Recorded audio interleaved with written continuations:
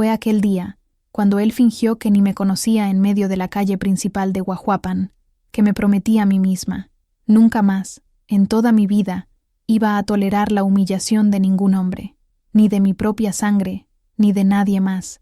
Una promesa es un hilo que una teje en el telar del alma, y el mío, en ese momento, se convirtió en un cable de acero.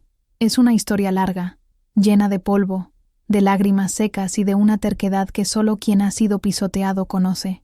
Antes de desenredar este ovillo polvoriento de mi vida, una pequeña petición. Si eres del tipo que cree que toda historia, por más simple que parezca, conlleva una lección de fuerza, considera suscribirte aquí en el canal. Así, me acompañas hasta el final de esta jornada. Y quizás, solo quizás, mi historia te ayude a encontrar fuerza en la tuya.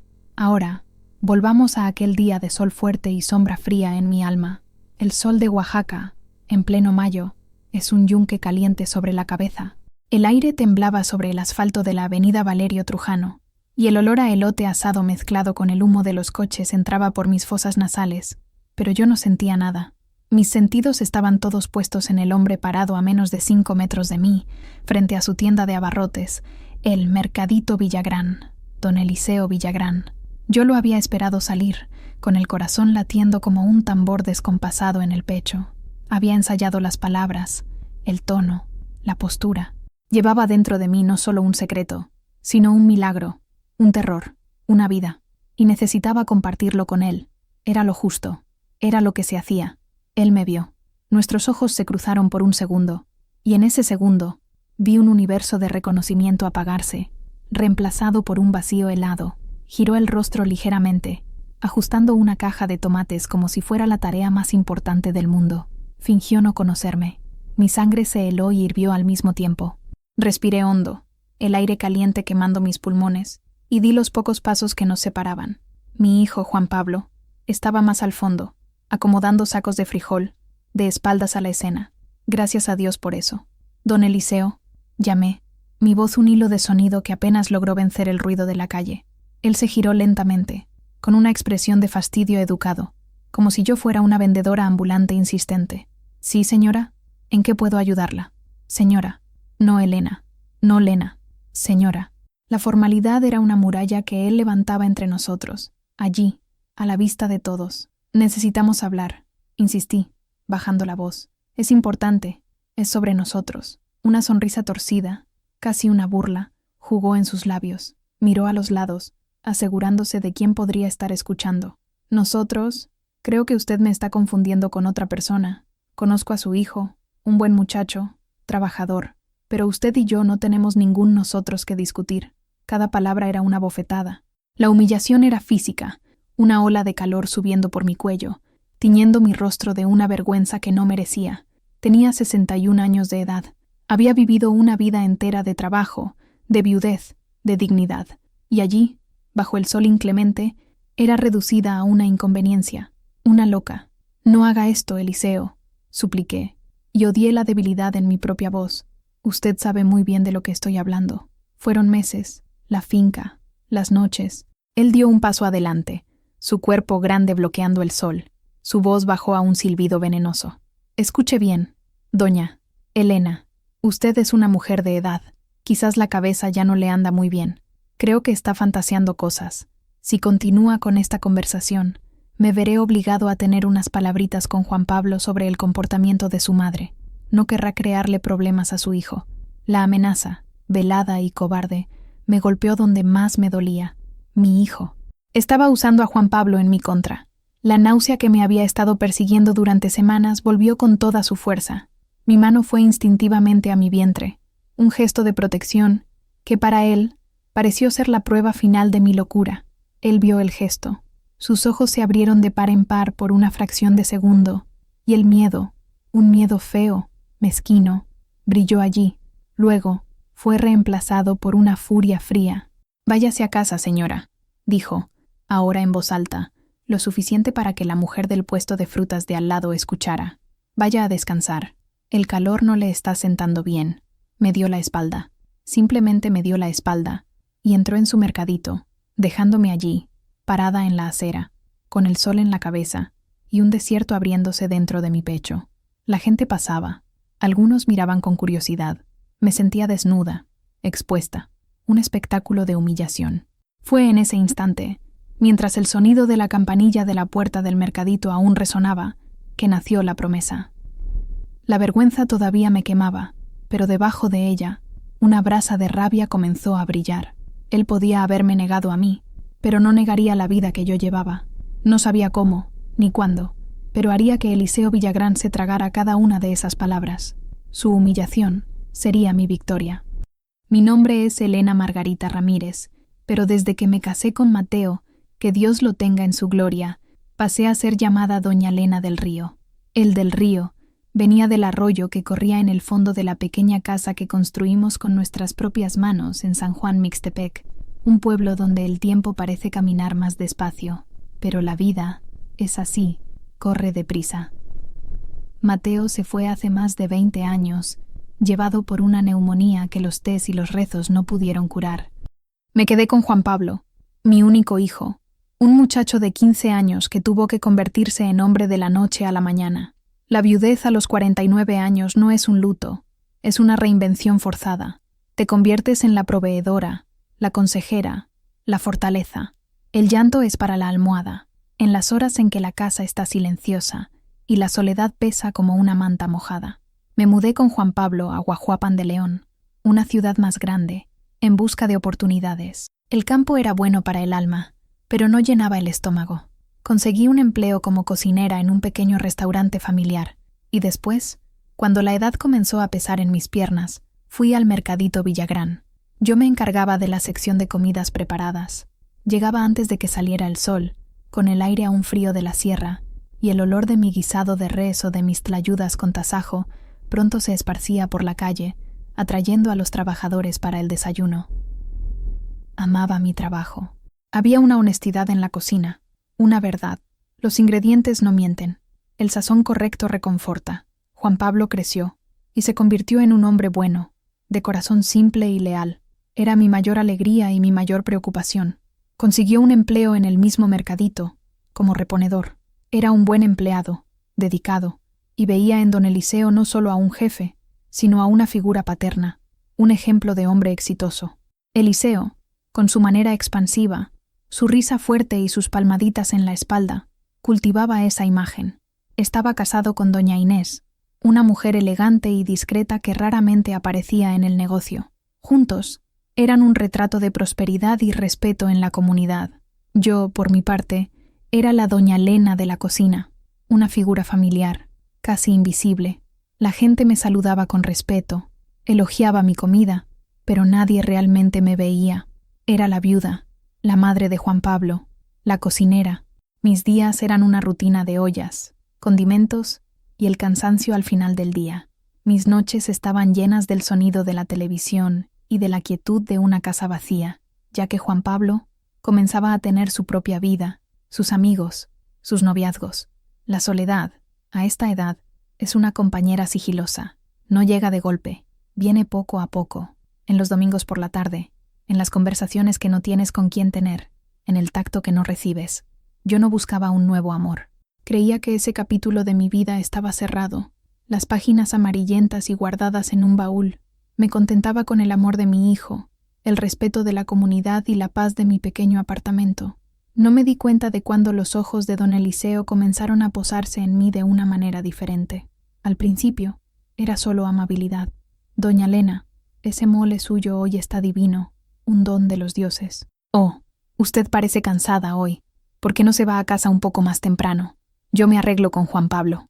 Eran pequeñas cosas, gestos de una atención que me desarmaba. Un hombre importante como él, notando a la vieja cocinera en el fondo de la tienda.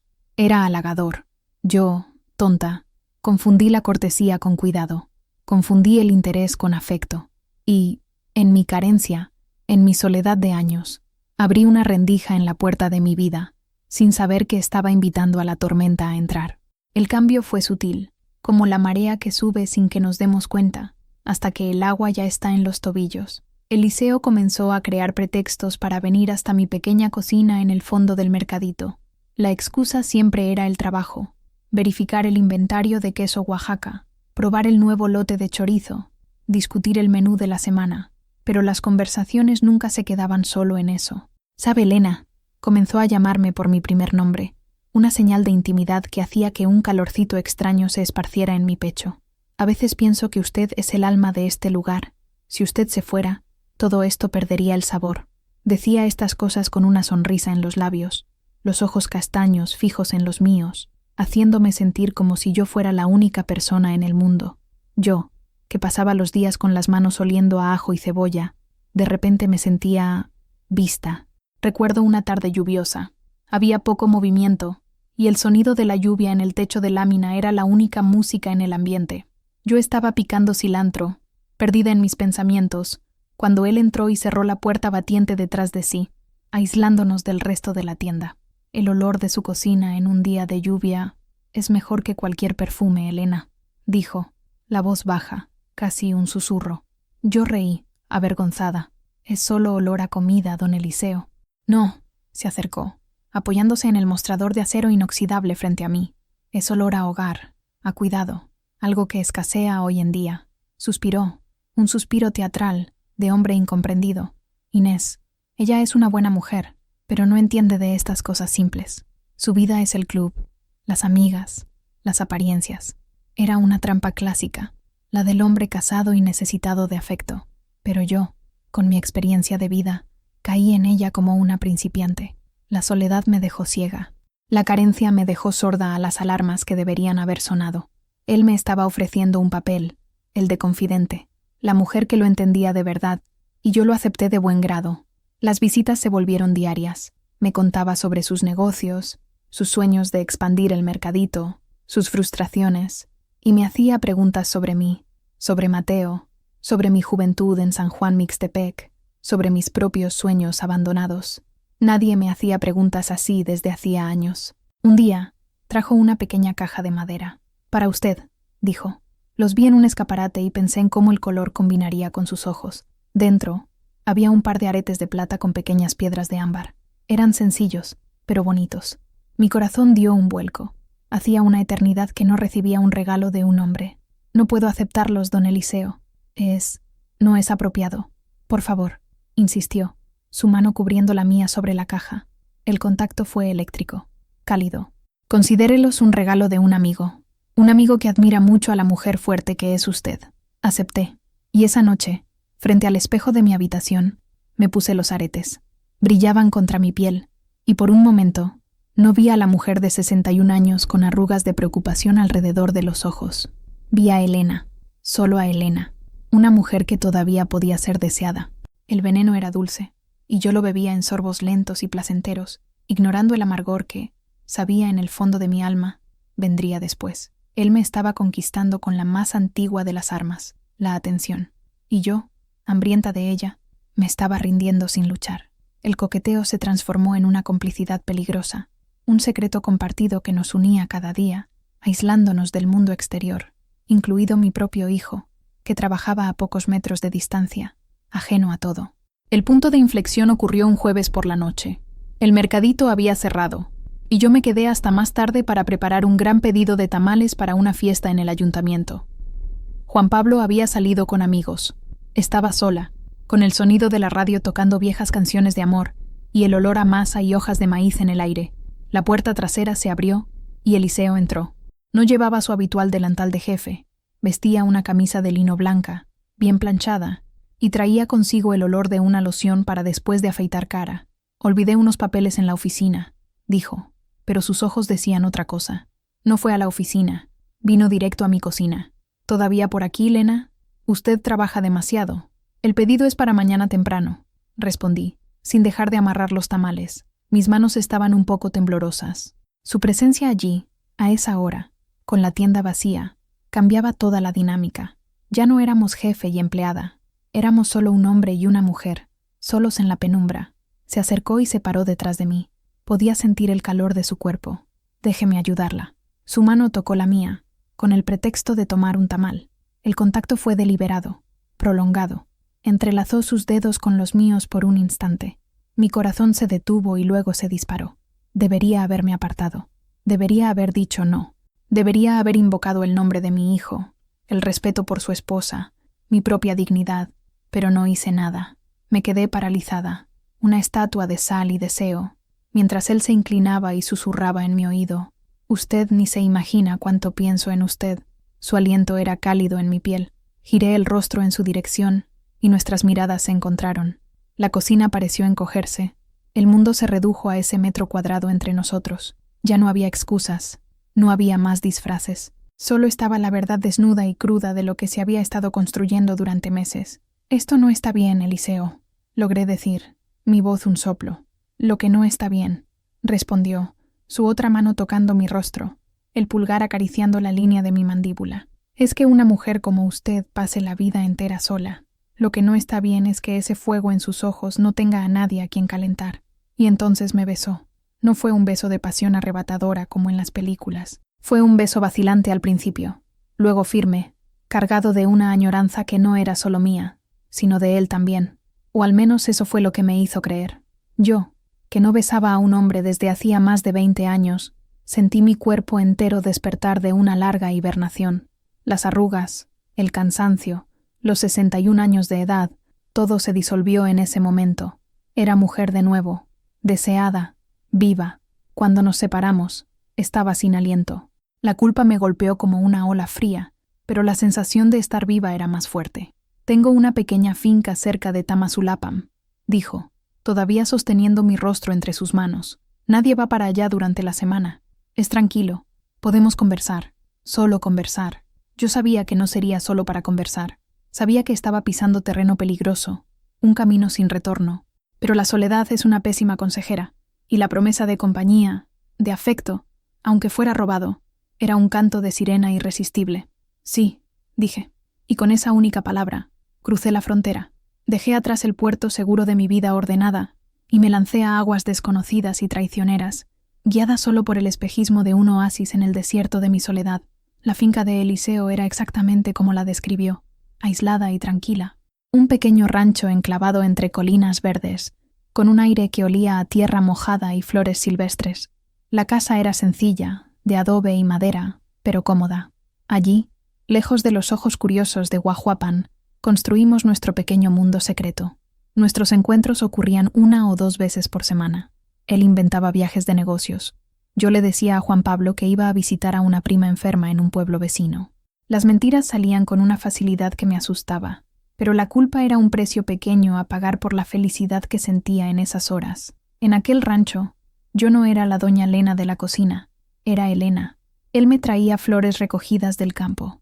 Cocinábamos juntos, riendo como 2 adolescentes, mientras la harina ensuciaba nuestros rostros. Caminábamos de la mano por los senderos, y él me contaba historias de su juventud, de sus sueños. Me sentía cómplice, confidente, amada. Él era un amante atento, paciente. Me hacía sentir la mujer más hermosa del mundo. Despertó en mí sensaciones que pensé que estaban muertas y enterradas junto con Mateo. En esos momentos, en la penumbra de la habitación con vista a las colinas, me permitía olvidar quiénes éramos. Un hombre casado traicionando a su esposa y una viuda arriesgando su reputación y la paz con su hijo. Éramos solo un hombre y una mujer encontrándose en el calor del otro. ¿Por qué no te conocí hace 30 años, Elena?, me preguntaba, trazando círculos en mi espalda. Mi vida habría sido diferente. Habría tenido sabor. Yo le creía. Cada palabra, cada gesto. Me aferraba a la ilusión de que nuestro sentimiento era real, único. Una de esas historias de amor que llegan tarde en la vida, pero llegan con la fuerza de un río en crecida. El contraste entre mi vida secreta y mi vida real era abismal.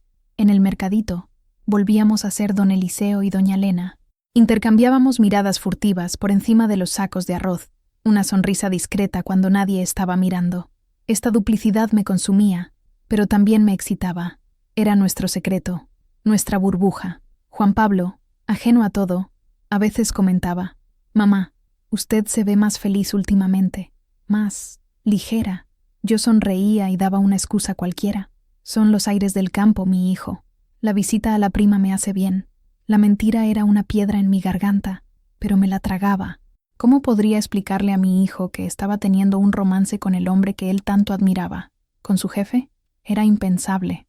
Me decía a mí misma que era algo temporal, un interludio, un regalo que la vida me estaba dando antes de que la vejez llegara de verdad. No hacía planes, no creaba expectativas, solo vivía el momento, cada encuentro robado, como si fuera el último. Los meses pasaron así, en este ciclo de secreto y pasión. El otoño llegó, pintando las colinas de tonos ocres y dorados. Me sentía rejuvenecida, llena de una energía que no tenía desde hacía años. Estaba enamorada, o, al menos, enamorada de la idea de estar enamorada. Estaba tan inmersa en mi oasis secreto que no me di cuenta de que el desierto a mi alrededor se estaba preparando para avanzar, trayendo consigo una tormenta de arena que lo cambiaría todo para siempre. La primera vez que lo sentí fue un mareo tonto. Estaba levantando una olla pesada de pozole y el mundo giró por un segundo. Me apoyé en la pared, respiré hondo y lo atribuí al calor de la cocina, al cansancio. La edad no perdona, Elena, me dije a mí misma. Tenía 61 años. Después de todo, el cuerpo ya no era el mismo, pero las señales continuaron. Una náusea matutina persistente que disimulaba con té de manzanilla, un cansancio abrumador que me hacía dormitar sentada en el autobús, volviendo a casa. Mis senos se volvieron sensibles, doloridos, y lo más extraño de todo, una aversión repentina al olor del cilantro, una hierba que usé toda la vida en mi cocina. El olor ahora me revolvía el estómago. Debe ser la menopausia, mamá, dijo Juan Pablo un día, al verme pálida y con náuseas. Mi tía pasó por eso. Dijo que es terrible. Debería ir al médico. La menopausia, claro, tenía todo el sentido. Ya había pasado por la fase principal años atrás, pero dicen que los síntomas pueden volver, que el cuerpo de la mujer es un misterio. Me aferré a esa explicación con todas mis fuerzas. Era la única explicación lógica, la única que no me llenaba de un pavor primordial, pero en el fondo, una semilla de duda, minúscula y aterradora, comenzó a brotar. Yo conocía mi cuerpo, conocía las señales. Había pasado por aquello una vez, hacía más de 35 años, cuando esperaba a Juan Pablo. La memoria corporal es algo poderoso. Comencé a contar los días en el calendario viejo y manchado de grasa que estaba pegado en la pared de la cocina.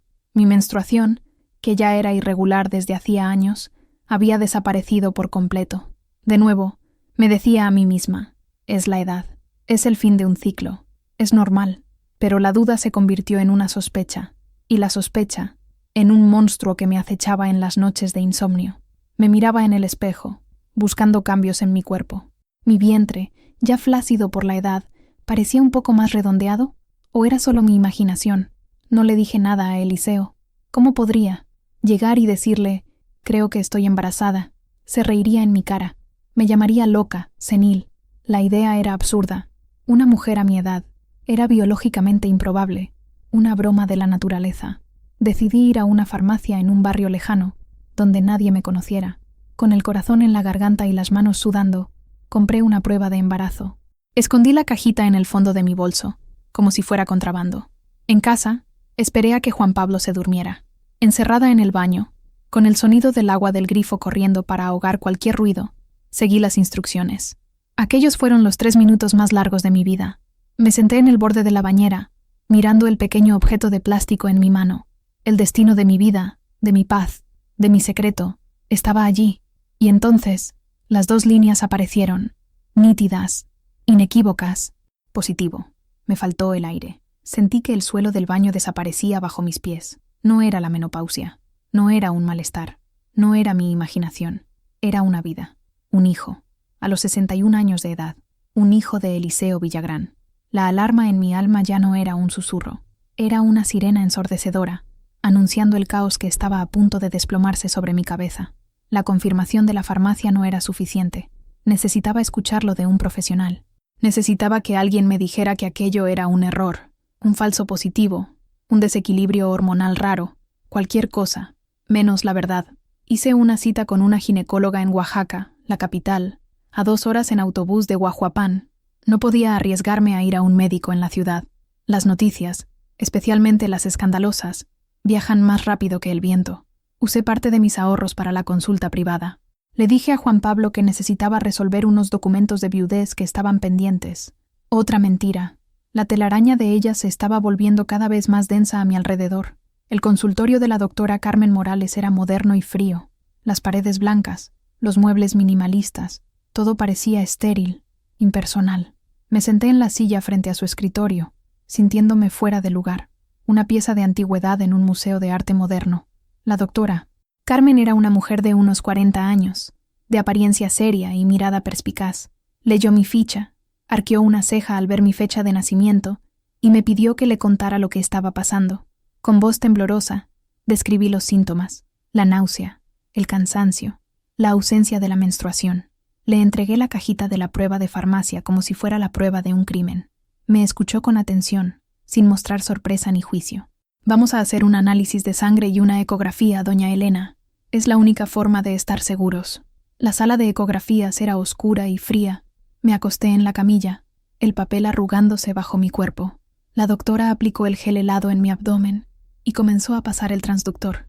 El silencio era tenso, roto solo por el suave sonido del aparato. Contenía la respiración, el corazón martillando contra mis costillas. Se quedó mirando la pantalla durante un largo tiempo. Sus ojos se movían, analizando las imágenes en blanco y negro que, para mí, no tenían ningún sentido.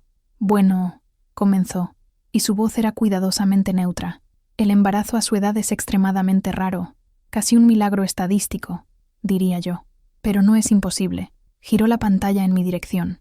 ¿Ve este pequeño punto que parpadea aquí? Miré, y lo vi.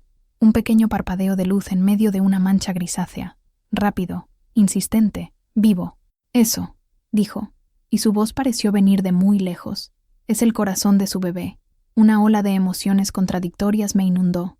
Pavor, incredulidad, y por debajo de todo, un asombro, una chispa de algo que se parecía peligrosamente a la alegría. Un corazón. Había un corazón latiendo dentro de mí. De vuelta en su consultorio, la doctora fue directa. Doña Elena, usted está embarazada de aproximadamente 9 semanas. Necesito ser honesta con usted. Este es un embarazo de altísimo riesgo. Su edad, la presión arterial, los riesgos de complicaciones para usted y para el bebé son considerables. Va a necesitar un seguimiento médico riguroso, casi semanal. Me miraba, esperando una reacción. Y yo, ¿qué sentía? Era como si me hubieran entregado una sentencia de caos, de escándalo, de vergüenza, pero también una sentencia de vida. ¿El padre lo sabe?, preguntó delicadamente. Negué con la cabeza, incapaz de hablar. Las lágrimas comenzaron a rodar por mi rostro, silenciosas y cálidas. No eran lágrimas de tristeza, ni de alegría, eran lágrimas de puro y absoluto desamparo. Salí del consultorio con los resultados de los análisis en el bolso. La sentencia estaba allí, impresa en papel membretado. Embarazada, un milagro estadístico, un desastre social. En el autobús de regreso a Guajuapán, el mundo exterior parecía irreal. La gente conversaba, reía, vivía sus vidas normales, mientras que la mía acababa de ser puesta patas arriba. Miraba el paisaje árido de Oaxaca pasar por la ventana y me sentía exactamente como él, seca, expuesta, vulnerable. Pero, al igual que en ese paisaje, sabía que, incluso en los lugares más áridos, la vida insiste en brotar. Y dentro de mí, contra todas las probabilidades, la vida estaba brotando. Ahora necesitaba decidir qué hacer con ella. Pasé una semana en un estado de negación paralizante.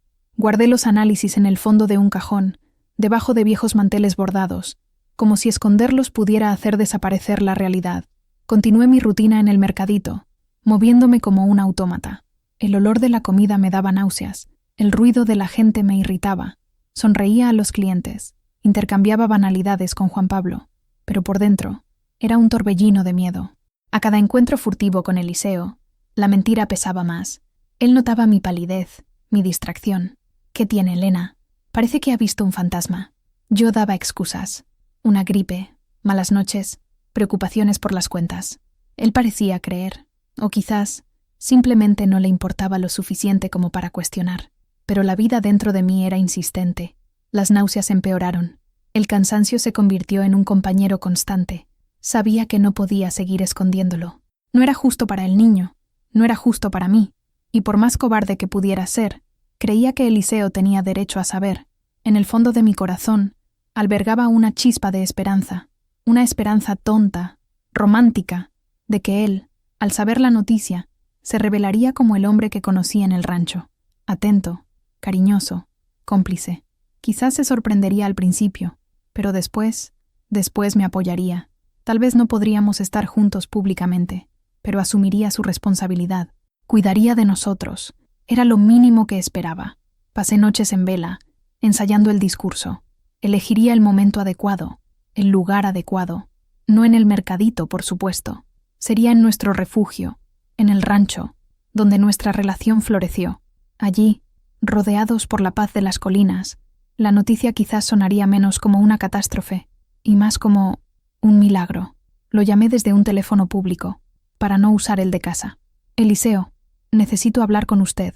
Es muy importante. ¿Podemos vernos en el rancho mañana? Hubo una pausa al otro lado de la línea. ¿Pasó algo, Lena? Tiene una voz extraña. No puedo hablar por teléfono. Por favor, mañana. Vaciló. Luego aceptó. Está bien, después del almuerzo. Pero no puedo tardar. Inés tiene una cena de caridad y necesito acompañarla. La mención de Inés fue como un balde de agua fría, pero la ignoré. Me concentré en mi misión. Mañana se lo contaría. Mañana, nuestras vidas cambiarían para siempre. Esa noche, saqué los análisis del cajón. Miré la imagen de la ecografía, ese pequeño punto de luz. Mi mano fue a mi vientre. Era real. Todo aquello era real. Y por primera vez desde que vi las 2 líneas en la prueba, sentí una ola de protección feroz por esa vida minúscula. No importaba lo que Eliseo dijera o hiciera, ese niño era mío, era parte de mí, y lo protegería, con uñas y dientes, contra el mundo entero si fuera necesario. Esta resolución me dio el coraje que necesitaba.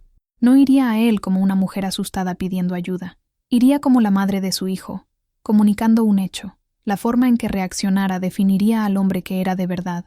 Y yo, para bien o para mal, estaba a punto de descubrirlo. Al día siguiente, sin embargo, la paciencia me abandonó. La ansiedad era una bestia que me roía por dentro. No podía esperar hasta la tarde. Necesitaba saber. Necesitaba acabar con esa agonía. Fue entonces cuando cometí el error de ir a buscarlo al mercadito. La impulsividad, alimentada por el miedo y un resquicio de esperanza, me llevó directamente a la escena de mi mayor humillación. No lo sabía, pero al caminar hacia la avenida Valerio Trujano esa mañana, estaba caminando hacia el fin de la ilusión. El sol pegaba fuerte, y la calle estaba llena. Gente entraba y salía de las tiendas. Vendedores ambulantes anunciaban sus productos. El sonido de las bocinas y las conversaciones creaba una cacofonía que parecía hacer eco del caos dentro de mi cabeza. Vi el coche de Eliseo estacionado frente al mercadito. Estaba allí. Era ahora o nunca. Mi plan de una conversación tranquila y privada en el rancho se deshizo como el humo. La urgencia se apoderó de mí. Sostuve mi bolso con fuerza, donde los análisis estaban guardados. Un ancla de realidad en mi mar de nerviosismo. Cuando me acerqué, lo vi afuera, conversando con un proveedor. Reía, gesticulaba, el dueño de su pequeño mundo, el hombre de negocios, respetado, poderoso. Una figura tan diferente del amante susurrante que conocía en la intimidad de nuestro refugio. Esperé a que el proveedor se fuera. Respiré hondo, tratando de calmar el temblor en mis manos, y me acerqué. Y entonces, todo sucedió como una pesadilla en cámara lenta. Sus ojos me vieron. El cambio en su expresión fue instantáneo. La sonrisa se deshizo. La postura relajada se endureció. Fue un destello de pánico, rápidamente reemplazado por una máscara de fría indiferencia. Se giró para acomodar las cajas. Me ignoró. Mi corazón se hundió. Ese primer gesto suyo fue la respuesta que más temía. Aún así, insistí. Grité su nombre. Don Eliseo. Y él se giró, con esa pregunta falsa. «Sí, señora», como si yo fuera una completa extraña. La humillación comenzó allí, con esa formalidad cortante, un cuchillo que usaba para cortar el lazo entre nosotros. Intenté, con la voz entrecortada, sacar a relucir nuestra historia. Es sobre nosotros. Y su respuesta, el escarnio en su sonrisa, las palabras que me rebajaban, que me pintaban como una desequilibrada. Creo que usted me está confundiendo. Usted está fantaseando cosas. Cada frase era un ladrillo que arrancaba de los cimientos de mi dignidad. Sentía que mi mundo, mi autoimagen, se desmoronaba. Mi súplica, no haga esto, Eliseo, fue el sonido de mi última esperanza rompiéndose. Y entonces vino el golpe final, la amenaza cobarde involucrando a mi hijo. Me veré obligado a tener unas palabritas con Juan Pablo sobre el comportamiento de su madre. Sabía que Juan Pablo era mi punto débil, mi universo, y lo usó en mi contra, sin una pizca de vacilación. El mundo a mi alrededor comenzó a girar. La náusea volvió con una fuerza abrumadora, y mi mano, en un reflejo involuntario, buscó mi vientre. Un gesto de madre, un gesto de protección, y fue ese gesto el que selló mi destino a sus ojos. El miedo en su rostro fue la confesión que necesitaba. Él sabía, o al menos sospechaba, y el miedo lo volvió cruel. «Váyase a casa, señora. El calor no le está sentando bien». La frase, dicha en voz alta para que todos la oyeran, fue mi sentencia pública. No solo me estaba negando, me estaba declarando loca ante la comunidad, me estaba despojando de toda credibilidad. Me dio la espalda y entró en la tienda. La puerta se cerró, y me quedé allí, sola. La mujer que había entrado en ese mercadito hacía unos meses, la mujer que se sintió vista y deseada, ya no existía. Eliseo la había demolido, palabra por palabra, gesto por gesto, allí, en la acera, bajo el sol despiadado de Oaxaca. En su lugar quedaba una mujer de 61 años, embarazada, humillada y terriblemente, espantosamente sola. Pero, en medio de los escombros de mi autoestima, una pequeña llama se negaba a apagarse, la llama de la ira, la llama de la supervivencia, y la llama de esa vida minúscula dentro de mí. Él podía haberme demolido, pero no sabía que, de mis propias ruinas, yo sería capaz de construir una fortaleza. Volví a casa como un fantasma. No sé cómo mis piernas me llevaron, cómo encontré el camino. Abrí la puerta de mi apartamento y la cerré detrás de mí, y el silencio de la casa fue un grito. Me derrumbé en el sofá, sin llorar, sin gritar, solo un vacío hueco, un dolor tan profundo que no tenía sonido. Me quedé allí durante horas, viendo la luz del día cambiar por la ventana, hasta que el sonido de la llave en la puerta me despertó del letargo. Era Juan Pablo, llegando del trabajo. Su rostro estaba tenso. No me saludó con el beso en la frente de siempre. Solo arrojó su mochila al suelo y se quedó parado frente a mí, con los brazos cruzados, una expresión de dolor y confusión en los ojos. «Mamá, ¿qué fue eso de hoy en el mercadito?» Su voz era acusatoria. Mi corazón se partió en 1.000.000 de pedazos más. Eliseo no perdió el tiempo. El veneno ya había sido instilado. «¿Qué te dijeron, mi hijo?», pregunté, la voz ronca. Don Eliseo me llamó para hablar. Él estaba preocupado por usted. Dijo que usted lo abordó en la calle, diciendo cosas sin sentido, que parecía confundida. Dijo que tal vez usted necesite ayuda. Un médico. Se detuvo, tragando saliva. «Mamá, ¿qué está pasando? La gente está comentando. Están diciendo que usted lo está acosando». Acosando. La palabra me golpeó como un puñetazo en el estómago. Lo había logrado. Había volteado la historia, pintándose como la víctima y a mí, como la vieja loca y acosadora. Eso es mentira, Juan Pablo.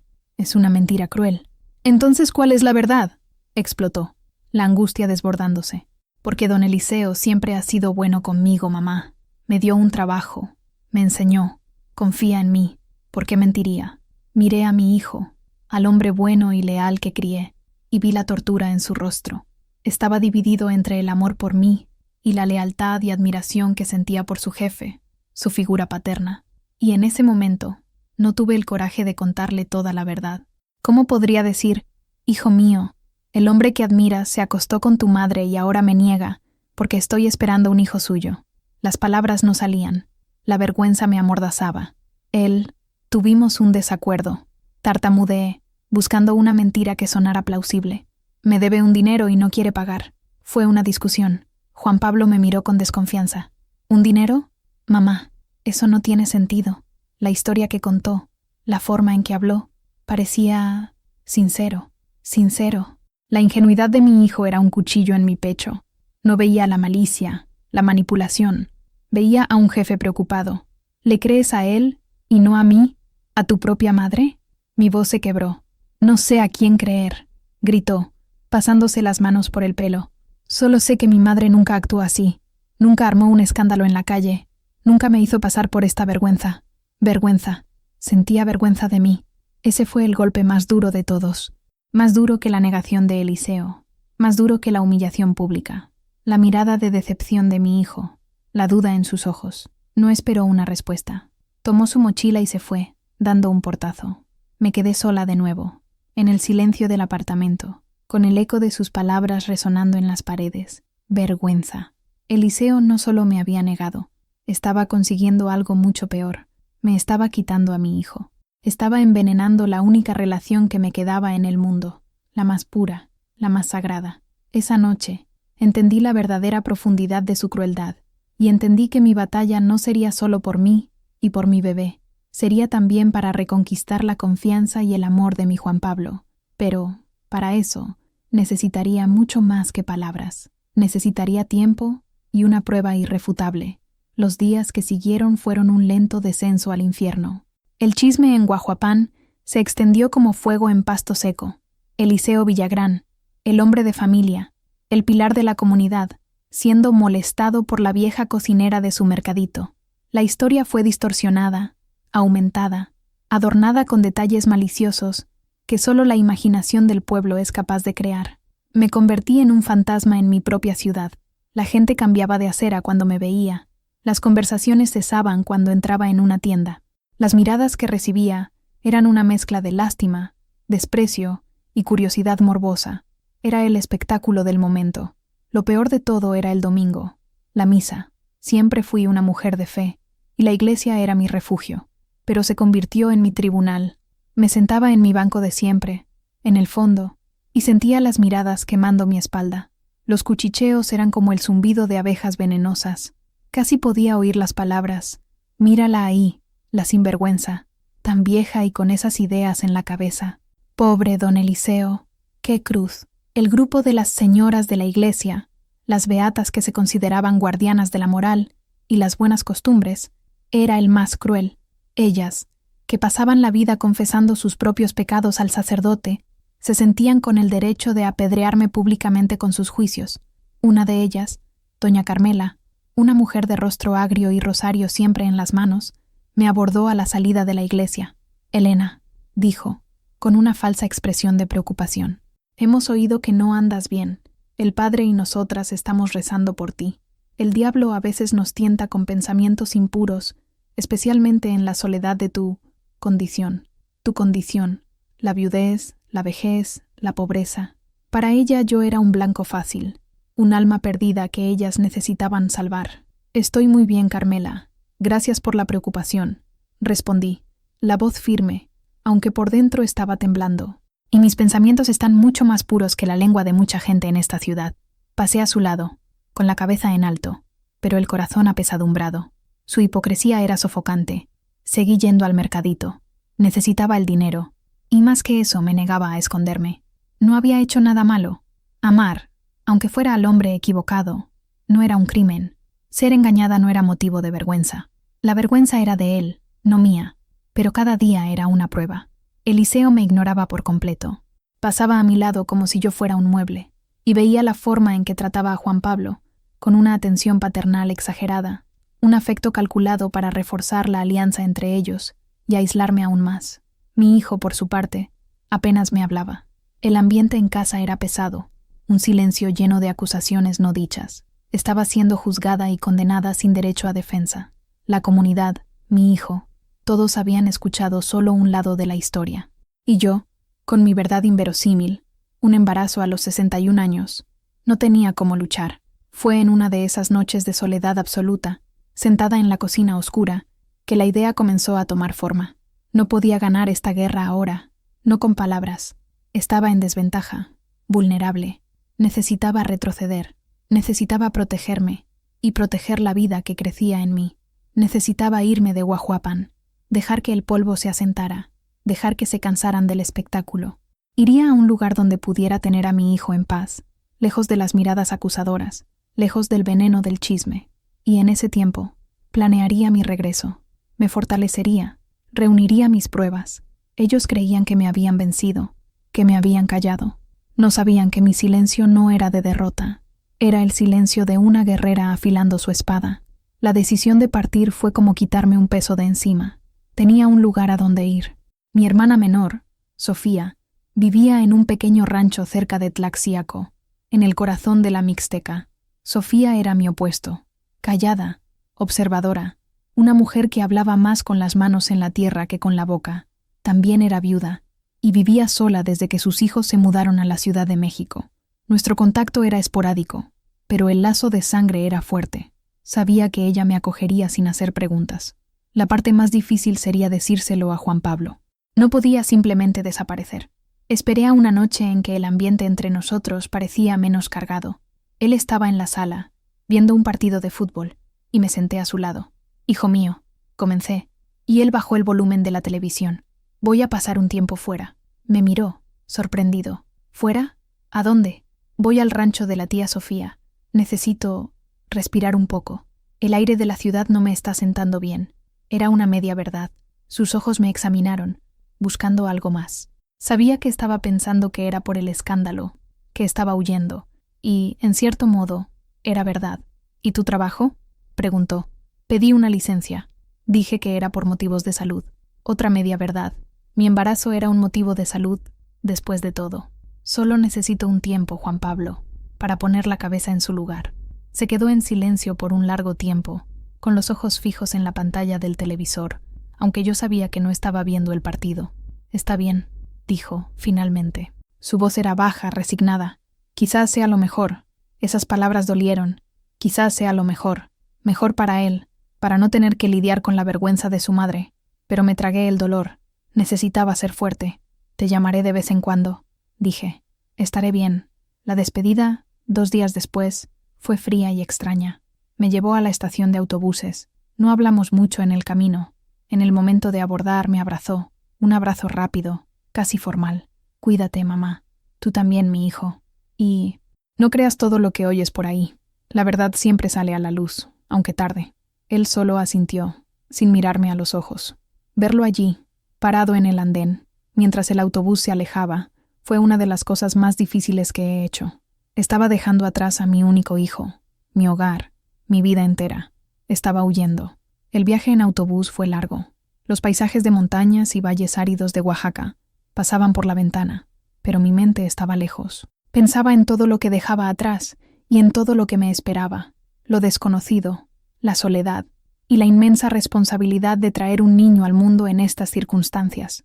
Cuando el autobús finalmente se detuvo en la pequeña terminal de Tlaxiaco, Sofía ya me esperaba. No había cambiado nada. La misma piel curtida por el sol, los mismos ojos tranquilos y profundos. Me abrazó con fuerza, un abrazo que lo decía todo sin necesidad de palabras, un abrazo que decía, «Lo sé, y está todo bien. Aquí estás a salvo». Tomamos una camioneta vieja que nos llevó por un camino de tierra hasta su rancho. El lugar era simple, rústico, pero tenía una paz que no sentía desde hacía meses. El aire era puro, el silencio roto solo por el canto de los pájaros y el balido de sus cabras. Esa noche, sentadas en el porche bajo un cielo cuajado de estrellas, Sofía me entregó una taza de té de hojas de naranjo. «No tienes que contarme nada si no quieres, Elena», dijo, con su voz suave. «Pero si quieres, estoy aquí para escuchar». Y le conté todo. La soledad, el liceo, el rancho, el embarazo, la humillación, la duda de Juan Pablo. Las palabras salieron como un torrente, lavando mi alma. Lloré, por primera vez en semanas, un llanto de alivio, de dolor, de rabia. Sofía solo escuchaba, sosteniendo mi mano. Cuando terminé, se quedó en silencio por un momento, mirando la oscuridad. «Los hombres cobardes crean mujeres fuertes», dijo, finalmente. «Ya verás. Ese niño o niña que viene en camino ya nacerá guerrero, por tener una madre como tú». Esa noche, en el silencio del campo, lejos del veneno de la ciudad, sentí una chispa de esperanza reavivarse. La huida no era una derrota, era una retirada estratégica. Era el comienzo de mi preparación para la batalla que aún estaba por venir. Los primeros tiempos en el rancho de Sofía fueron de sanación. La rutina del campo era un bálsamo para mi alma herida. Nos despertábamos con el canto de los gallos, cuidábamos la huerta, las gallinas, las cabras. El trabajo físico, bajo el sol de la Mixteca, cansaba mi cuerpo, pero calmaba mi mente. Sofía era una presencia silenciosa y reconfortante. No me trataba como a una enferma o una pobrecita. Me daba tareas, pedía mi opinión sobre la cosecha del maíz, me enseñaba a hacer queso de cabra, me trataba como a una igual, como a la hermana fuerte que siempre conoció. Y, poco a poco, comencé a sentirme como esa mujer de nuevo. Mi barriga comenzó a crecer, convirtiéndose en una presencia innegable. Al principio, la miraba con una mezcla de miedo y resentimiento. Era la prueba viva de mi locura, de mi error. Pero un día, mientras estaba sentada bajo un árbol de copal, sentí un leve temblor adentro, un movimiento, como el aleteo de una mariposa. Puse la mano sobre mi vientre, y lo sentí de nuevo. Era mi hijo, o mi hija, vivo, real, moviéndose dentro de mí. En ese instante, algo cambió. La rabia que sentía por Eliseo, la vergüenza que la ciudad me impuso, el dolor del rechazo de Juan Pablo, todo eso pareció pequeño ante esa sensación. Esa vida no era un error, no era una vergüenza, era un milagro, un regalo, y era mío, solo mío. A partir de ese día, la rabia que sentía comenzó a transformarse. Ya no era una rabia impotente, destructiva. Se convirtió en una rabia fría, enfocada, constructiva. Una rabia de leona protegiendo a su cachorro. Miraba las montañas a mi alrededor, la fuerza de esa tierra antigua, y sentía esa misma fuerza creciendo dentro de mí. No iba a dejar que mi hijo viniera al mundo cargando el peso de la negación y la humillación de su madre. Tendría un nombre, tendría sus derechos, y sobre todo, tendría una madre que lo defendería de todo y de todos. La vergüenza dio paso a la determinación. El miedo dio paso a la estrategia. Sofía, le dije una noche mientras cenábamos, voy a volver a Guajuapan. Me miró, sin sorpresa. Lo sé, pero no ahora, y no como la mujer que se fue de allí. Cuando vuelva estaré preparada. Tendré todo lo que necesito para hacer que ese hombre se trague su propio orgullo. ¿Y qué necesitas?, preguntó. Necesito pruebas, necesito dinero, y necesito un plan. Sofía sonrió, una sonrisa rara y hermosa. El dinero lo conseguimos. Podemos vender el queso en el mercado de Tlaxiaco. A la gente le gusta nuestro queso. Y yo tengo unos ahorros. Para el plan y para las pruebas, vas a necesitar una cabeza más fría que la que tienes ahora. Tenía razón. Mi rabia era mi combustible, pero necesitaba un motor para usarla. Y en ese momento, sentada en la cocina rústica de mi hermana, bajo la luz de un quinqué, comencé a dibujar el mapa de mi venganza. No sería una venganza de odio, sería una venganza de justicia. La justicia que me fue negada, la justicia que mi hijo merecía. La leona había despertado, y tenía hambre. Mi embarazo avanzaba, y con él, mi plan. Cada día era un paso en la construcción de mi fortaleza. La primera pieza era el dinero. Con la ayuda de Sofía, comencé a producir más que solo queso. Hacía dulces de frutas de temporada, panes caseros y tamales oaxaqueños con la receta de mi madre, que eran famosos en nuestra familia. Cada sábado, íbamos al mercado de Tlaxiaco. Al principio, me quedaba en la parte de atrás del puesto, avergonzada de mi barriga cada vez más prominente. Pero Sofía me empujó hacia adelante. Tu comida, tu rostro, decía. La gente compra de quien confía. Deja que vean a la mujer fuerte que eres. Y para mi sorpresa funcionó. La gente, especialmente otras mujeres, venía, compraba, elogiaba. Algunas miraban mi barriga y mis canas con curiosidad, pero nadie fue irrespetuoso. Allí, yo no era la loca de Guajuapan. Era solo la señora de los tamales deliciosos. Cada peso que ganaba lo guardaba en una lata de galletas. Mi fondo de guerra. La segunda pieza era la prueba. Necesitaba algo más que mi palabra contra la suya. Sabía que, en cuanto naciera el bebé, el parecido podría ser una prueba. Pero quería algo incuestionable, algo científico. En una de mis idas a Tlaxiaco, usé un teléfono público para llamar a la doctora Carmen Morales en Oaxaca. Le expliqué la situación, la negación del padre, mi necesidad de pruebas legales. Fue extremadamente profesional y solidaria. Doña Elena, cuando nazca el bebé, podemos hacer una prueba de ADN. Es un procedimiento sencillo, con una muestra de saliva suya, del bebé y del supuesto padre. El resultado es 99.9% preciso. Con una orden judicial, se le puede obligar a proporcionar la muestra, pero un resultado positivo, incluso si se niega, ya dice mucho. Me explicó los costos, los procedimientos. Era caro, pero el dinero en mi lata de galletas estaba creciendo. Tendría suficiente. La tercera y más importante pieza era la documentación. Pasé horas, días, escribiendo. Reviví cada momento de mi relación con Eliseo. Anoté fechas, lugares, conversaciones. Recordé pequeños detalles que podrían probar nuestra intimidad. El apodo que me puso, la música que escuchábamos en su coche, el regalo de los aretes de ámbar, que había guardado cuidadosamente. Fui más allá. Recordé una vez que nos tomamos una foto juntos. una selfie sin pretensiones con su celular, en el rancho. Dijo que la borraría, pero hombres como Eliseo son vanidosos. Había una posibilidad de que la hubiera guardado en algún lugar, y recordaba mensajes de texto que intercambiamos al principio, antes de volvernos más cuidadosos. Podría haberlos borrado, pero quizás no. Eran hilos sueltos, pero los anoté. Cada detalle era una pieza en el rompecabezas, un hilo en la telaraña que estaba tejiendo, pacientemente. Hablaba con Juan Pablo una vez por semana. Nuestras conversaciones eran cortas, protocolares. Él preguntaba por mi salud, yo por su trabajo. El nombre de Eliseo nunca se mencionaba.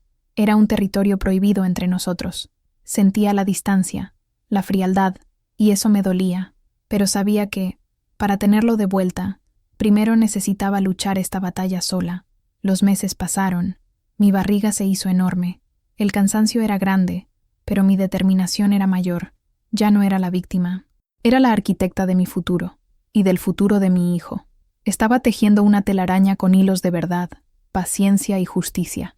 Y, cuando llegara el momento, sabía que Eliseo Villagrán, la araña que pensó que podía devorarme, quedaría atrapado en ella. El embarazo a mi edad era un territorio desconocido y, a veces, aterrador. Mi cuerpo, que conocía tan bien, se convirtió en un extraño. Dolores de espalda, hinchazón en los pies, una acidez que parecía quemar por dentro. Cada nuevo síntoma era motivo de preocupación. ¿Sería normal? ¿O una señal de que algo andaba mal? Sofía, con su sabiduría del campo, me ayudaba con tés y remedios caseros. Me obligaba a descansar, a caminar despacio, a comer bien. Sin su cuidado, no sé cómo habría aguantado. Las consultas con la doctora Carmen, en Oaxaca, eran mi única conexión con el mundo de la medicina moderna. Cada 2 semanas, hacía el largo viaje en autobús. Me acostaba en la camilla para la ecografía y veía a mi hijo crecer en la pantalla. Escuchar su corazón, fuerte y rítmico, era mi dosis de coraje, la reafirmación de que todo aquello valía la pena. «Es un niño fuerte, Elena», dijo la doctora Carmen un día, «y saludable, contra todas las probabilidades. Un niño, mi hijo». La noticia me llenó de una alegría feroz. Ya lo amaba tanto que dolía. En las largas tardes en el rancho, mientras Sofía estaba en el campo, yo me quedaba en el porche, cosiendo ropita para él, camisitas de algodón, pantaloncitos minúsculos. Mi vista ya no era la misma, y mis dedos estaban un poco rígidos por la edad, pero cada puntada estaba dada con un amor inmenso. Conversaba con él, le contaba sobre el mundo, sobre los colores de las flores, sobre el sonido del viento en los árboles. Le pedía disculpas por traerlo a un mundo tan complicado, por no tener un padre a su lado para recibirlo, y le prometía, con la mano sobre la barriga, que nunca le faltaría amor, ni protección. La soledad era, a veces, una compañera dolorosa. Extrañaba a Juan Pablo. Imaginaba cómo sería compartir esa espera con él, ver la alegría en sus ojos al sentir a su hermanito patear, pero él estaba lejos, física y emocionalmente. Y extrañaba, lo confieso, tener un compañero, no a Eliseo, el cobarde, sino a la ilusión de él, la ilusión de tener a alguien con quien compartir las alegrías y los miedos, alguien para masajear mi espalda dolorida, para decirme que todo saldría bien. Hubo noches en que el miedo me vencía, y si no lo lograba, y si el embarazo se complicaba, y si moría en el parto y dejaba a ese niño solo en el mundo. Eran pensamientos oscuros que ahuyentaba con rezos, y con el recuerdo de la promesa que me hice a mí misma. Pero, la mayor parte del tiempo, la espera era dulce. Era un periodo de introspección, de conexión profunda con la vida que generaba. Estaba viviendo algo que ninguna mujer de mi edad, que yo conociera, jamás había vivido. Era mi viaje único, extraordinario. Una tarde, Sofía me encontró en el porche, con lágrimas en los ojos, mirando el horizonte. «¿Qué pasa, Elena?», preguntó, sentándose a mi lado. «Tengo miedo, Sofía», confesé. «Miedo de no ser una buena madre para él. Soy vieja. Cuando él sea un adolescente, yo seré una anciana. ¿Qué puedo ofrecerle?». Sofía tomó mi mano. Sus manos eran ásperas, callosas por el trabajo en la tierra. «Le vas a ofrecer la cosa más importante de todas, tu historia. La historia de una mujer que no se doblegó. Le vas a enseñar sobre el coraje, sobre la dignidad, sobre la justicia. No solo le darás la vida, Elena, le darás un legado». Sus palabras me consolaron. Tenía razón. No era una madre común. Y mi hijo no sería un niño común. Éramos sobrevivientes. Y nuestra historia, Juntos, apenas comenzaba. Con la fecha del parto acercándose, mi urgencia por finalizar los preparativos para la batalla aumentó. No podía dejar nada al azar. Mi fondo de guerra, en la lata de galletas, ya era suficiente para cubrir la prueba de ADN y los gastos iniciales con un abogado. Por recomendación de la doctora Carmen, me puse en contacto con un joven abogado en la ciudad de Oaxaca, el licenciado Mateo Vargas. Hablé con él por teléfono, explicando la situación de forma concisa. Fue respetuoso y directo. Doña Elena, el caso es delicado, pero no imposible. La prueba de ADN será nuestra principal arma. Si él se niega a hacerla, podemos usarlo en su contra en el tribunal. La negativa ya es una admisión de culpa para muchos jueces, pero, además, cualquier otra prueba de relación que usted tenga será útil para construir el caso. Esto me llevó a la segunda parte de mi arsenal, la carpeta de documentos. Compré una carpeta de plástico negra, sencilla, que se convirtió en mi objeto más preciado. Dentro de ella, comencé a organizar todo. Primero, mis notas detalladas, fechas, lugares de nuestros encuentros, frases que me dijo, todo lo que pudiera demostrar una relación íntima y continua. Segundo, los aretes de ámbar. Los envolví en un trozo de algodón y los puse en un pequeño sobre. Era una prueba física, un regalo de él para mí. Tercero, necesitaba algo digital. Recordé los mensajes y la foto. Era un tiro al aire. En una de mis idas a Oaxaca, fui a una pequeña tienda de reparación de celulares. Le expliqué al técnico, un joven que parecía entender de tecnología, lo que necesitaba. Intercambié mensajes con una persona hace casi un año. Dije con cuidado. Los borré, pero he oído que a veces las cosas no se borran de verdad. Me explicó sobre las copias de seguridad en la nube, la recuperación de datos. Era complicado. ¿Y qué hay de la foto en su celular? Si no la borró de la papelera del dispositivo o de algún servicio en la nube, podría estar allí, dijo el joven. Pero necesitaría tener acceso a su celular. Acceso a su celular. Imposible. Por un momento me desanimé, pero entonces recordé algo. Eliseo era vanidoso y un poco perezoso con la tecnología. Usaba la misma contraseña para todo. Y, en una de las noches en el rancho, lo vi teclear la contraseña de su correo electrónico en la computadora. Era el nombre de su equipo de fútbol seguido del año en que nació. Nunca lo había olvidado. ¿Sería posible que las fotos de su celular se guardaran automáticamente en su correo o en algún servicio de fotos en línea? Volví con el joven de la tienda. ¿Y si tengo la contraseña de su correo electrónico? El joven arqueó las cejas. Bueno, ahí la historia cambia. Si usted tiene la contraseña, puede entrar en el correo o en el servicio de fotos asociado a él desde cualquier computadora y buscar. Si la foto está ahí, es solo descargarla e imprimirla. Era un riesgo enorme. Era una invasión de la privacidad. Pero él había invadido mi vida, negado a mi hijo. La justicia, a veces, exige medidas drásticas. Anoté mentalmente esa tarea para el futuro. Era un as bajo la manga, peligroso, pero poderoso. Finalmente, la pieza final de mi arsenal sería el propio bebé, la prueba viviente. Con la carpeta negra en la mano, me sentía más fuerte. Ya no era solo mi palabra. Era un conjunto de hechos, de evidencias, de pruebas. Cada elemento en esa carpeta era un ladrillo en la muralla que construía alrededor de mí y de mi hijo. Era mi arsenal de la verdad, y estaba aprendiendo a manejarlo. Solo necesitaba esperar a mi soldado principal, mi niño, para entrar en el campo. Sucedió una noche de enero, una semana antes de la fecha prevista. El día había sido normal. Trabajé en la huerta, preparé la cena, pero al anochecer sentí un dolor diferente en la espalda. Una presión que venía en oleadas. Sofía me miró y supo al instante. Es la hora, Elena. El pánico que tanto temía no llegó. En su lugar, una calma extraña, una sensación de preparación. Mi cuerpo sabía qué hacer. Mi mente estaba enfocada. Sofía tenía todo preparado. La vieja camioneta ya tenía gasolina. Una bolsa con mis cosas y las del bebé estaba lista junto a la puerta. El viaje al hospital de Tlaxiaco, por el camino de tierra lleno de baches, fue incómodo. Con cada sacudida, una contracción parecía rasgar mi cuerpo por la mitad. Me agarraba a la puerta, respirando hondo, como la doctora Carmen me había enseñado.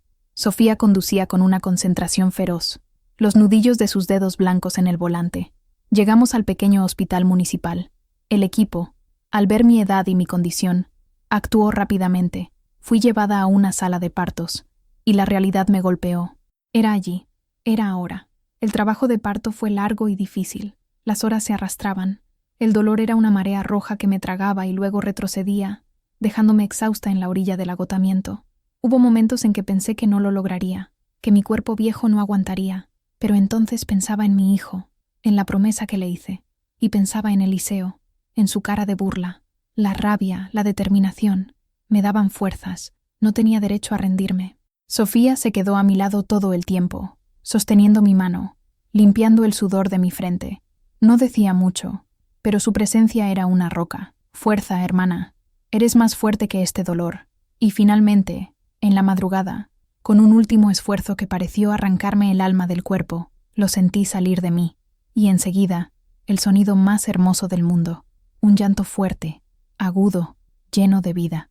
«Es un niño, doña Elena, un niño grande y sano», dijo la enfermera. Lo limpiaron y lo pusieron en mis brazos, y miré a mi hijo.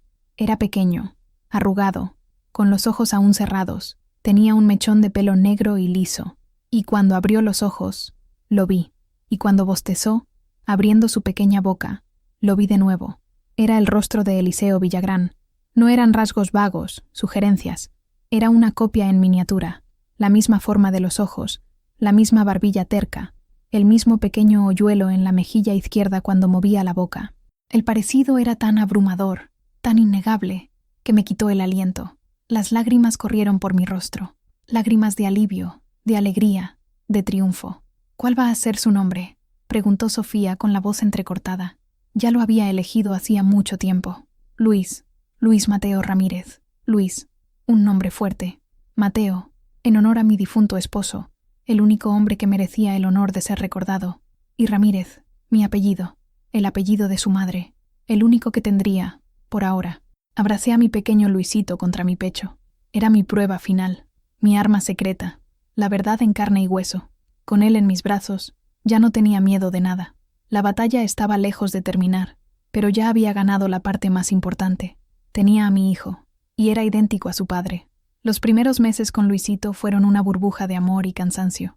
Las noches mal dormidas, las tomas de madrugada, los cambios de pañales. Estaba exhausta, pero era un agotamiento feliz. Redescubrí la dulzura de cuidar a un recién nacido, el olor a leche y piel limpia, el peso cálido de un cuerpecito dormido en mi pecho. Sofía fue una ayuda indispensable. Cocinaba para mí, cuidaba del rancho y me dejaba concentrarme en Luisito. Verla con su sobrino nieto en brazos, cantando viejas canciones de cuna, llenaba mi corazón de gratitud. Pero, bajo la felicidad, la tensión de mi situación seguía presente. Necesitaba contárselo a Juan Pablo. Era su hermano. Tenía derecho a saber. Junté coraje y lo llamé. «Juan Pablo, hijo mío, tengo una noticia. Yo tuve un bebé». Hubo un silencio mortal al otro lado de la línea, tan largo que pensé que la llamada se había cortado. «Mamá, ¿qué está diciendo?». Su voz era un susurro de shock. «¿Cómo que un bebé? Es un niño. Se llama Luis. Es tu hermano». «¿Hermano? ¿De quién es hijo, mamá? ¿Qué está pasando?». El pánico y la confusión en su voz eran palpables. Respiré hondo. «Es hijo de tu jefe, Juan Pablo, de don Eliseo». Lo oí ahogarse. Eso es imposible. Mamá, usted no está bien. ¿Por eso se fue? ¿Para tener este hijo de padre desconocido e inventar esa historia? El dolor de sus palabras fue agudo. No me creía. La influencia de Eliseo todavía era demasiado fuerte. «No es de padre desconocido». Mi voz se elevó. «Es un Villagrán. Necesitarías ver su rostro, hijo mío. Es la copia de tu jefe». «No quiero saber», gritó. «No me llames más para hablar de tus locuras. Siento vergüenza, mamá. Vergüenza». Y colgó. El teléfono quedó mudo en mi mano. Me eché a llorar. Un llanto amargo de rechazo. Sofía me abrazó, mientras Luisito, asustado por mi llanto, comenzó a llorar también. Esa llamada, por más dolorosa que fuera, encendió un nuevo fuego en mí. La humillación de Eliseo era una cosa, pero la incredulidad y la vergüenza de mi propio hijo, eso no podía aceptarlo. Necesitaba probar la verdad, ya no solo por los derechos de Luisito, sino para recuperar a mi familia. Unas semanas después, Juan Pablo apareció en el rancho sin avisar. Su rostro estaba delgado, con ojeras profundas. Parecía haber envejecido años. No dijo nada. Solo se quedó parado en la puerta, mirándome a mí y al pequeño bulto en mis brazos. «Entra, hijo mío», dije, con voz suave. Entró y se acercó despacio, como quien se acerca a un animal salvaje. Sus ojos estaban fijos en Luisito, que dormía tranquilamente. Miró el rostro del bebé durante un largo tiempo. Vi la confusión en sus ojos transformarse en shock y luego en una chispa de reconocimiento. Lo vio el parecido, la barbilla, los ojos, la boca. No dijo una palabra, solo se dio la vuelta, con el rostro pálido, y se fue. No lo detuve. Sabía que esa imagen quedaría grabada en su mente. La semilla de la duda, la verdadera duda sobre la palabra de Eliseo, finalmente había sido plantada. Ahora, solo necesitaba regarla con la prueba final. Cuando Luisito cumplió 2 meses, supe que era hora de actuar. El viaje a Oaxaca con un bebé pequeño fue una operación compleja, pero Sofía me ayudó. Dejé a Luisito con ella por unas horas y fui a encontrarme con el licenciado Vargas y la doctora Carmen. El primer paso era oficializar la solicitud de la prueba de ADN. El abogado preparó la petición, que sería entregada a Eliseo por un oficial de justicia. Sería notificado formalmente y tendría un plazo para comparecer en el laboratorio indicado para la recolección de la muestra. Probablemente ignorará la primera notificación, doña Elena, advirtió el abogado. Hombres como él creen que están por encima de la ley, pero la negativa será documentada y utilizada a nuestro favor. Mientras la burocracia legal seguía su curso, yo tenía otra misión. Helas bajo la manga. La foto. Con el corazón latiendo fuerte, fui a un cibercafé en Oaxaca. Era un lugar ruidoso, lleno de jóvenes jugando. Me senté en una computadora en un rincón, sintiéndome completamente fuera de lugar. Respiré hondo y tecleé la dirección del servicio de correo electrónico. Usuario: Eliseo.Villagrán. Contraseña: recé para que mi memoria no me fallara. El nombre de su equipo de fútbol y su año de nacimiento. Enter. Acceso concedido. Mi cuerpo entero tembló. Estaba dentro. Su correo electrónico se abrió frente a mí. Una lista de mensajes de proveedores, bancos, amigos. Sentí una ola de náusea. Aquello estaba mal. Pero la imagen del rostro de Juan Pablo, pálido y conmocionado, me dio fuerzas para continuar. Busqué un enlace o pestaña que dijera «Fotos». Lo encontré. Hice clic y allí estaba. Un archivo infinito de fotos, organizadas por fecha. Fotos de familia, de viajes con Inés, fotos del mercadito. Y, en medio de ellas, en la fecha correspondiente a nuestros encuentros, había una carpeta llamada Rancho. Mi dedo temblaba tanto que apenas pude hacer clic. La carpeta se abrió, y allí estaba ella, la selfie que nos tomamos, nosotros dos, sonriendo a la cámara, el sol del atardecer iluminando nuestros rostros. Yo parecía feliz, relajada. Él tenía el brazo alrededor de mis hombros. Era la prueba irrefutable de nuestra intimidad. No la había borrado.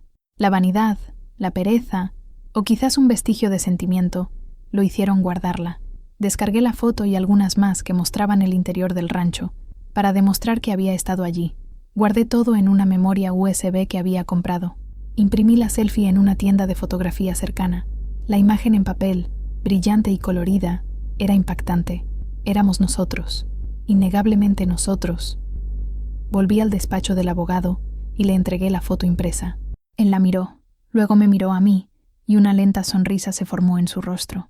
«Doña Elena», dijo con una admiración genuina, Esto cambia el juego. El ADN es la prueba reina, pero esta foto es la daga en el corazón». Unas semanas después, como el abogado predijo, llegó la notificación de que Eliseo se había negado a comparecer para la recolección de ADN. Alegó que era un intento de extorsión absurdo. Perfecto. Era todo lo que necesitaba. En el rancho, organicé mi carpeta negra por última vez. En un lado, el informe médico de mi embarazo, el acta de nacimiento de Luisito, la notificación judicial y la negativa de Eliseo a hacerse la prueba. En el otro lado, la foto impresa, brillante y condenatoria. Y, encima de todo, escribí una carta, corta, sencilla, directa. Mi arsenal estaba completo. Tenía la prueba científica, a través de su negativa, la prueba circunstancial, la foto y la prueba viviente, mi hijo. La hora de volver a Guajuapan había llegado. Dejar el rancho de Sofía fue agridulce. Ese lugar había sido mi santuario, mi nido. Me había curado y me había dado fuerzas. La despedida de Sofía fue emotiva. «Recuerda quién eres, Elena», me dijo, abrazándome con fuerza. «No eres la mujer que humillaron. Eres la madre de Luisito. Y estás volviendo para reclamar lo que es tuyo por derecho». Subí al autobús hacia Guajuapan con Luisito durmiendo en un pequeño cesto a mi lado. Ya no era la mujer asustada y avergonzada que había hecho ese viaje en sentido contrario meses antes. Mi postura era erguida, mi mirada, firme. Me sentía como una general yendo a la batalla final. Encontré una pequeña habitación para alquilar en las afueras de la ciudad. Un lugar sencillo, anónimo.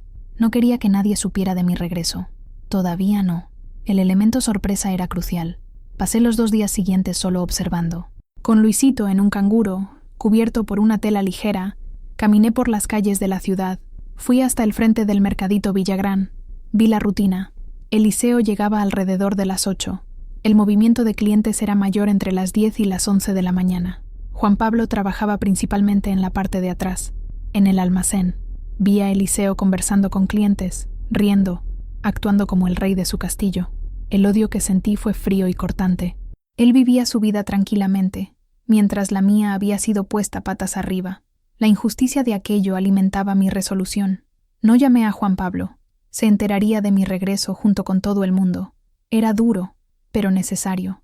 Necesitaba ver la verdad con sus propios ojos, sin filtros, sin mi influencia. Necesitaba elegir un bando basado en los hechos, no en lealtades ciegas. La noche anterior al día que había elegido para la confrontación, apenas pude dormir. La ansiedad y la adrenalina corrían por mis venas. Miré a Luisito, durmiendo en una cuna improvisada. Su carita serena era mi calma. Estaba haciendo esto por él, para que nunca tuviera que sentir vergüenza de su origen, ni de su madre. Preparé todo meticulosamente. La ropa que usaría, un vestido sencillo, pero limpio y bien planchado. Nada que llamara la atención, nada que me hiciera parecer una víctima o una agresora. La carpeta negra, con los documentos en orden. Y la carta, que releí una última vez. Don Eliseo, no estoy aquí para pedir su amor, su apoyo o su dinero. Estoy aquí por la verdad que usted me negó, que usó para humillarme y para alejarme de mi hijo. Dentro de esta carpeta está la prueba de su mentira. No lo quiero en la vida de mi hijo.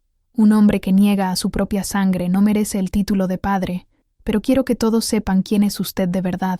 La verdad que intentó enterrar será ahora la vergüenza que cargará. Doblé la carta y la puse sobre la foto. Cerré la carpeta.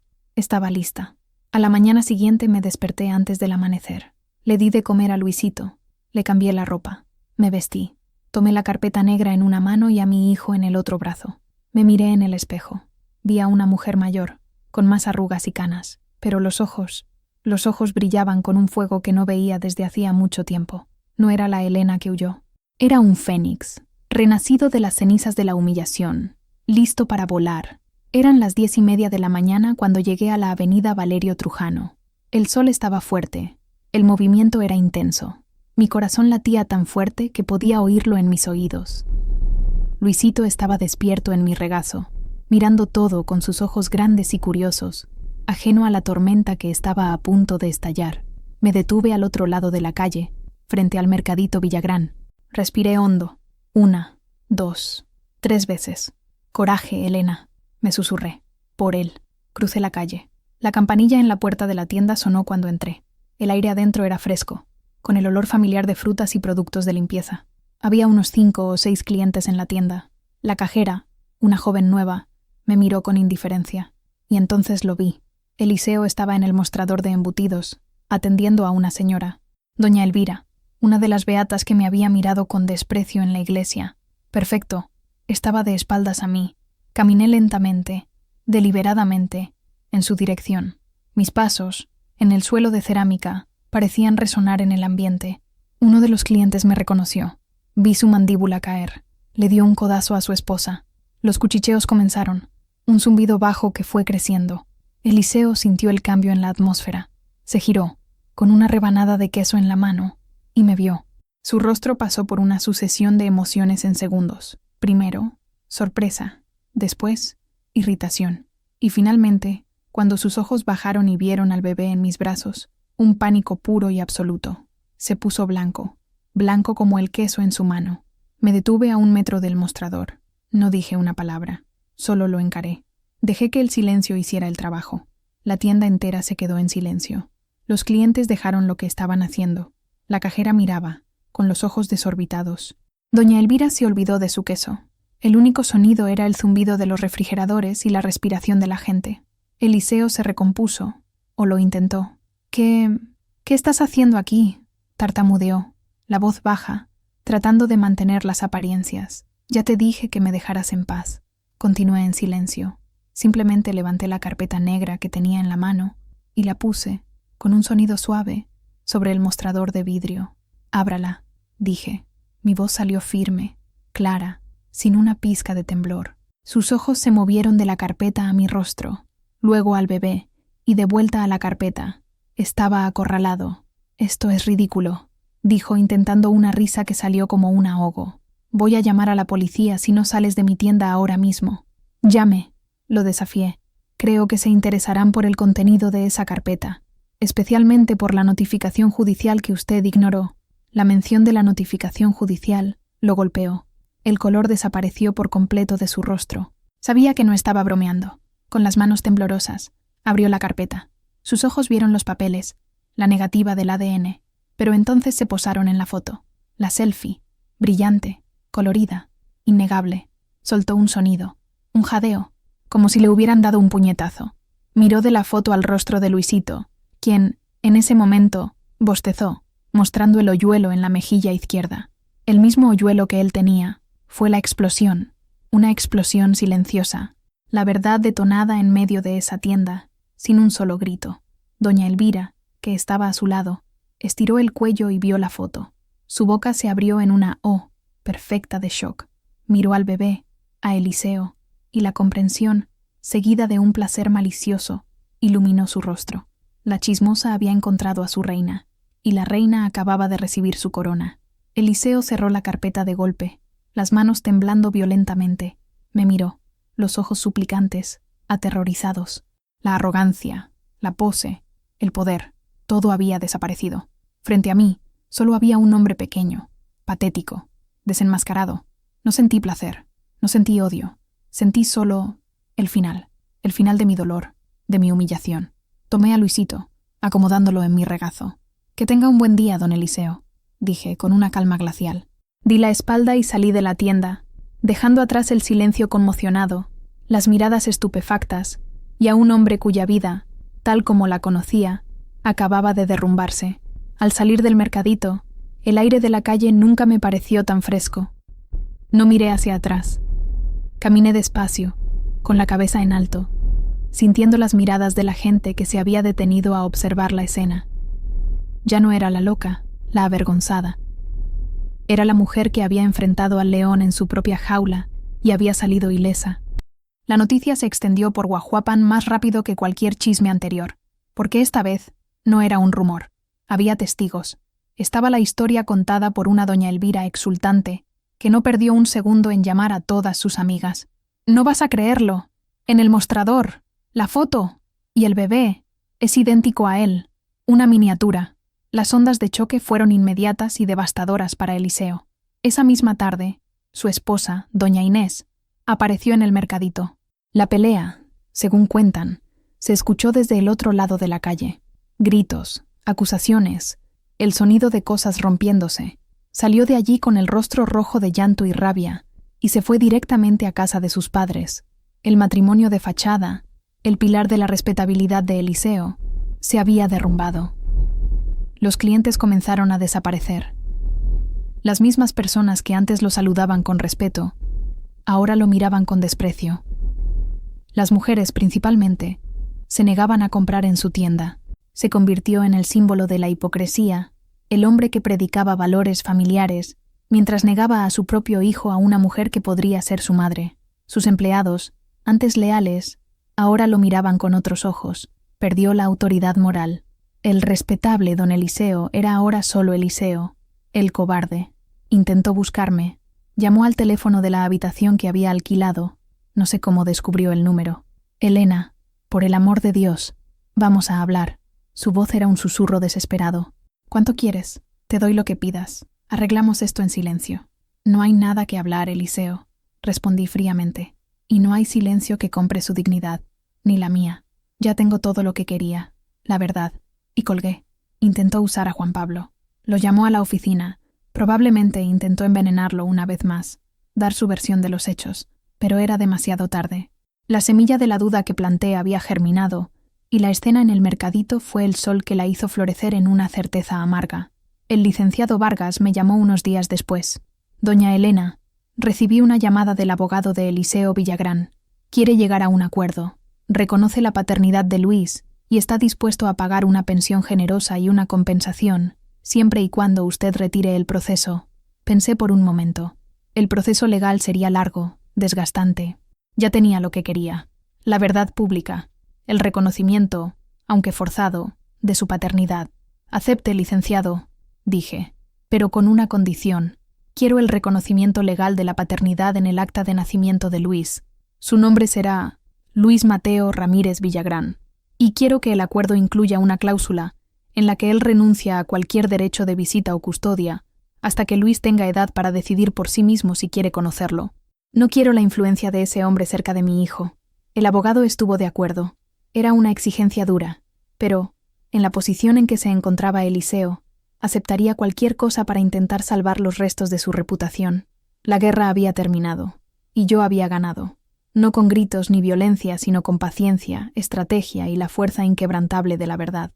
La noche del día de la confrontación, estaba en mi habitación, acunando a Luisito para dormir, cuando escuché un golpe en la puerta. Mi corazón dio un vuelco. Pensé que era Eliseo, pero, cuando abrí, era Juan Pablo. Su rostro estaba devastado, los ojos, rojos e hinchados de tanto llorar. Se quedó allí parado, en el umbral de la puerta, incapaz de hablar, el cuerpo temblando. «Mamá», finalmente logró decir, la voz quebrada. «Mamá, perdóname», y se derrumbó. Cayó de rodillas frente a mí, sollozando, un llanto de niño perdido, lleno de dolor y arrepentimiento. Mi corazón se partió por él. Me arrodillé también, con cuidado por Luisito, y lo abracé. Enterró el rostro en mi hombro y lloró durante un largo tiempo. «Fui ciego, mamá», decía, entre sollozos. Le creí a él. Dudé de ti, de mi propia madre. Te abandoné cuando más me necesitabas. ¿Qué clase de hijo soy?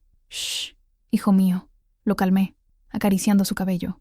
«No tuviste la culpa. Fuiste engañado, manipulado por un hombre que admirabas. La culpa no es tuya». «Sí lo es», dijo, levantando el rostro. «Debería haber estado de tu lado, siempre, sin cuestionar. Y te acusé, te juzgué, sentí vergüenza». La última palabra salió como un veneno que expulsaba. Lo miré a los ojos. «La vergüenza pasó, Juan Pablo. La verdad curó la vergüenza. Lo que importa es el ahora». Miró al pequeño bebé dormido en mis brazos. Sus ojos se llenaron de una nueva emoción: asombro, culpa y, finalmente, un amor que brotaba tímido. «¿Él es mi hermano?» «Sí, hijo mío, es tu hermano». Con mano temblorosa, tocó la cabecita de Luisito. Un toque ligero, vacilante. «Lo siento mucho, mamá, por todo. Te perdono, Juan Pablo», dije, y las palabras vinieron del fondo de mi alma. «Te perdono. Somos una familia, y las familias se perdonan». Nos quedamos allí, los tres, abrazados en el suelo de esa pequeña habitación alquilada. Una familia rota que comenzaba a juntar sus pedazos. En los días siguientes, Juan Pablo no se separó de mi lado. Renunció al mercadito al día siguiente de la confrontación. No pudo volver a mirar a Eliseo a la cara. Me ayudó con Luisito. Aprendió a cambiar pañales, a bañarlo. Verlo sosteniendo a su hermanito con un cuidado y un cariño inmensos era la cura final para todas mis heridas. Amaba a Luisito con una ferocidad protectora, como si quisiera compensar todo el dolor que su duda inicial me había causado. Y, en su amor por el pequeño, vi el reflejo de su amor por mí, restaurado y más fuerte que nunca. Tenía a mi hijo de vuelta, mi familia, el rechazo de Eliseo, la humillación de la ciudad. Todo eso se volvió pequeño, insignificante, ante esa reconciliación. La justicia me dio la victoria, pero fue el perdón lo que me dio la paz.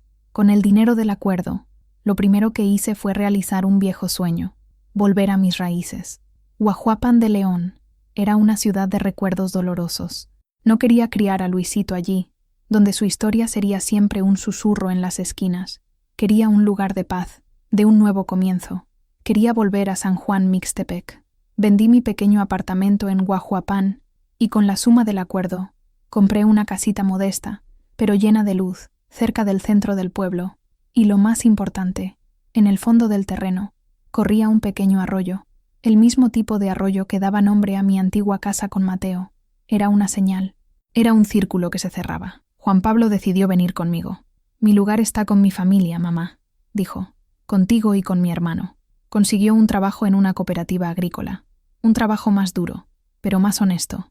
Parecía más feliz, más ligero, lejos de la sombra de Eliseo Villagrán. Nuestra vida en San Juan Mixtepec se volvió simple y tranquila. La comunidad nos acogió. Allí, mi historia no era un escándalo, sino una leyenda.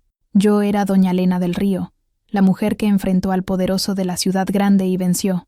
La gente no me miraba con lástima, sino con un profundo respeto. Crié a Luisito con todo el amor y la libertad que pude.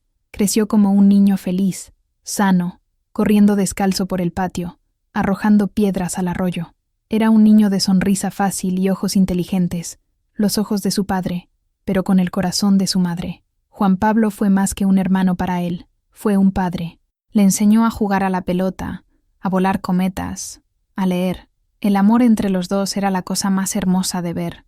Volví a cocinar, pero ahora para mí, para mi familia, y para vender a pequeña escala a los vecinos. Mis tlayudas y mis moles volvieron a ser famosos, pero ahora, el ingrediente principal era la paz de espíritu. A veces, recibía noticias de Guajuapan a través de Sofía. Eliseo lo perdió todo. La esposa se divorció de él, llevándose la mitad de su patrimonio. El mercadito, manchado por el escándalo, quebró. Vendió lo que quedaba y se mudó a otra ciudad. Un hombre amargado y olvidado. Nunca más intentó contactarnos. Nunca preguntó por su hijo. No sentía nada al oír esas noticias. Ni alegría, ni lástima.